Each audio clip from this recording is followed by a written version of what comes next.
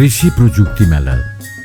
বাংলাদেশ একটি কৃষি প্রধান দেশ হওয়া সত্ত্বেও এখনও মাঠ পর্যায়ের কৃষি আধুনিক নয়।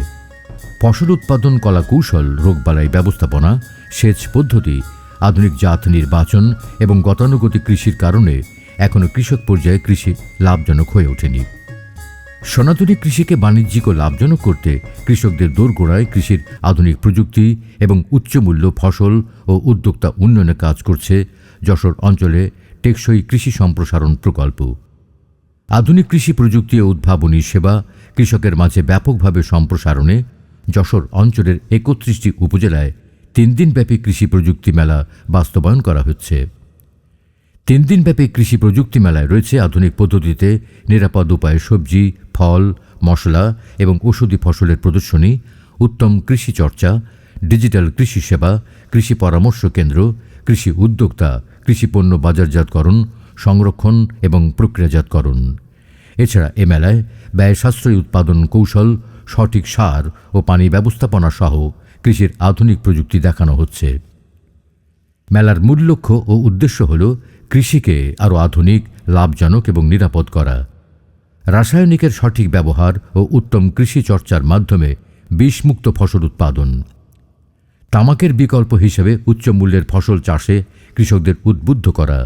উৎপাদিত ফসলের সঠিক সংরক্ষণ এবং লাভজনক উপায়ে বাজারজাতকরণের কৌশল শেখানো।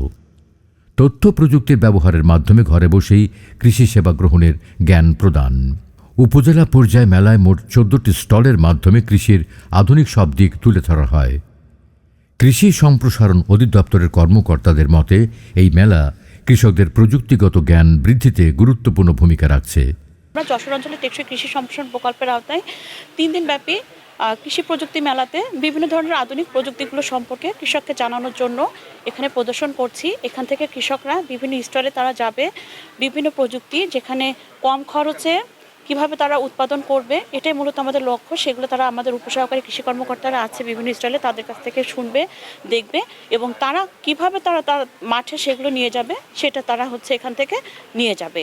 আমরা চাচ্ছি কৃষককে, বিশেষ করে দৌলতপুর উপজেলার কৃষক ডিজিটাল এবং স্মার্ট কৃষিতে আগ্রহী হোক এবং সেই লক্ষ্যে আমরা আমাদের কার্যক্রম চলমান রাখছি।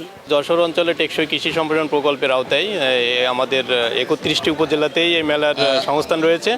আমরা দৌলতপুর উপজেলার মতো অন্যান্য উপজেলাতেও কার্যক্রম চলমান রয়েছে। এই মেলার মূল উদ্দেশ্য আমাদের আধুনিক কৃষি প্রযুক্তি এবং এই প্রকল্পের আওতায় যে প্রযুক্তিগুলো রয়েছে সেগুলো কৃষককে জানানো এবং অন্যদের দোরগোড়ায় যাতে এটা যেতে পারে সেই ব্যবস্থা করা। মূল উদ্দেশ্য হলো, আপনারা জানেন যে আমাদের বাংলাদেশের আজকের যে কৃষির অবদান, আজকের যে কৃষির অবস্থান, এটি কিন্তু তৈরি হয়েছে শুধুমাত্র প্রযুক্তির উপর ভর করে। কারণ আমাদের কৃষকরা একসময় ছিল যে ৮ মণ ১০ মণ ধান পেত, এখন তারা ২৫ থেকে ৩০ মণ পাচ্ছে বিঘায় একই জমির থেকে। এটা কী জন্য হয়েছে? নতুন করে একটি জাত সম্প্রসারণের ফলে বা নতুন একটা প্রযুক্তি গ্রহণের মধ্যে দিয়ে। তা আমরা এই প্রজেক্টের মধ্যে দিয়ে বিভিন্ন ইউনিয়নে বা ব্লক পর্যায়ে আমাদের বিভিন্ন প্রযুক্তিগুলো আমরা বাস্তবায়ন করে থাকি।